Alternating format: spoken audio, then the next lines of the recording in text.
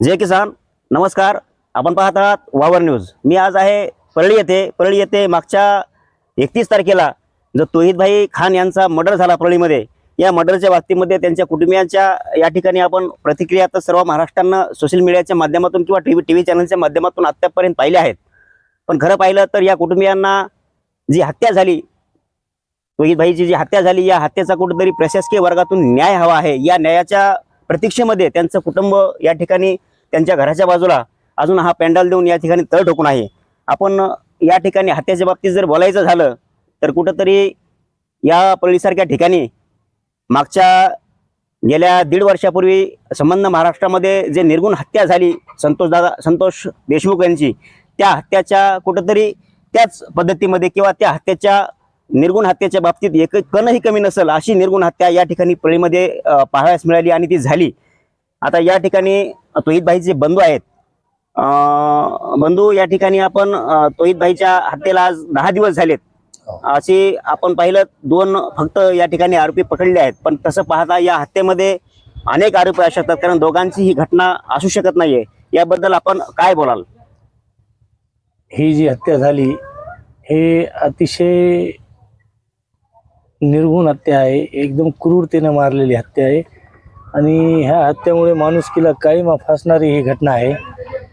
आणि ही काम जे आहे कृत्य, जे 2 आरोपी आता पोलिसांनी ताब्यात घेतले, त्यांची इन्क्वायरी केली, तर इथून पुढे बी आणखीन ह्यांच्याबरोबर आणखीन आरोपी वाढण्याची शक्यता आहे.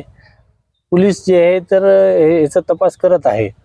तरी आम्हाला हिंदी में सांग तो मुझे और भी उम्मीद है कि इसके अंदर और ज़्यादा आरोपी होंगे और पुलिस उन सबको ढूंढ के लाएगी इंशाल्लाह.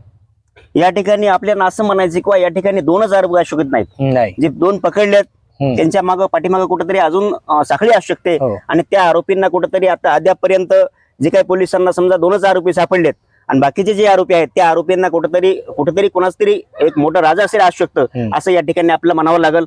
या ठिकाणी तौहीदभाईचे वडील आहेत जे की आपल्याला आता 4थ्या आश्रमाचे आहेत, 70-75 वयाचे ग्रस्त आहेत. या ठिकाणी मुलाच्या मृत्यूनंतर त्यांच्या चेहऱ्यावरची जी आहे रौनक ती खरोखरच गेलेली आहे. दादा, मराठी जमते? तौहीदभाई की जो हत्या हो गई, ये हत्या को अब 10 दिन हो गए. 10 दिन हो गए. अब ये तुम्हारे घर के सामने जो पेंडल लगा कि तुम ये न्याय के प्रतीक्षा में बैठे हैं, तो शासन को जो ये चैनल के माध्यम से आप प्रशासन वर्ग को क्या बोलेंगे? प्रशासन के वास्ते बोलेंगे हम, बाबा कड़ी से कड़ी सजा दो और उनको फांसी दे दो, हमारी यही न्याय है. कड़ी की कड़ी सजा दे दो और फांसी दे दो. अगर बाकी के जो आरोपी है उनको अब तक वो पुलिस को मिले नहीं है, नहीं मिले. खाली 2 ही मिल गए हैं. तो बाकी के जो आरोपी है उनको जल्द से जल्द पकड़ा जाए. और जो हमारे तौहीदभाई की हत्या हो गई, वो हत्या में हमारे को बस न्याय की अपेक्षा या बोलली जा रही है. तो या ठिकाणी अजून बरेच बांधव आहेत, आपण बोलूयात. या ठिकाणी काय नाव भैया? तौहीदभाई. तुमचं तौहीदच ना? या ठिकाणी तौहीदभाईंची जी हत्या झाली त्यांच्याच गल्लीतले किंवा भावकीतले तौहीदभाई हे दुसरे आहेत. भाई, या ठिकाणी जी हत्या झाली आम्ही पाहतोय कुटुंबीय खूप असं नर्वस मध्ये बसलेला आहे. दुःख एवढं आहे की डोंगरा एवढं दुःख आहे. खरंच त्यांच्या जन्माला न सुटणारं दुःख हे आहे. आज कुठेतरी न्याय जरी मिळाला तर त्यांना ती कायम त्यांच्या मनामध्ये ते सल एवढ्या धडधाकट अशा हिरोसारख्या असणाऱ्या मुलाची त्यांच्या वडिलाला राहणार आहे. आणि एक अजून अचंबित करणारी किंवा कुठेतरी मनाला चटका लावणारी गोष्ट अशी आहे की यांना एक मुलगी आणि 2 मुलं आहेत असं बोललं गेलं. या ठिकाणी मुलगी जी आहे ती एक 12 वर्षाची मुलगी आणि 2 लहान मुलं आहेत.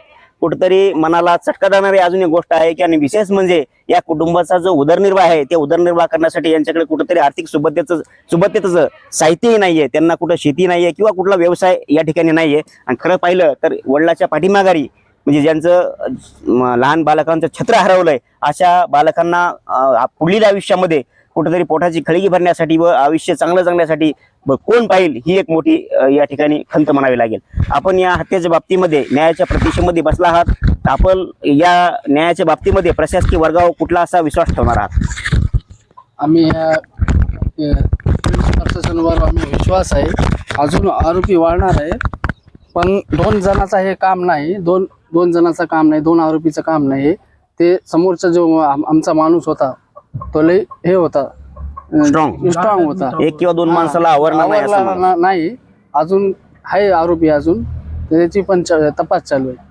या ठिकाणी या तोहिदबाईंचं असं म्हणणं आहे की आमचे जे मये झाले किंवा मर्डर झालेले ते तोहिदबाई आहेत हो. ते असे शरीरांना धसपोस होते. हो. एक किंवा दोन माणसाला ते सहजासहजी आवरून शकणारे होते.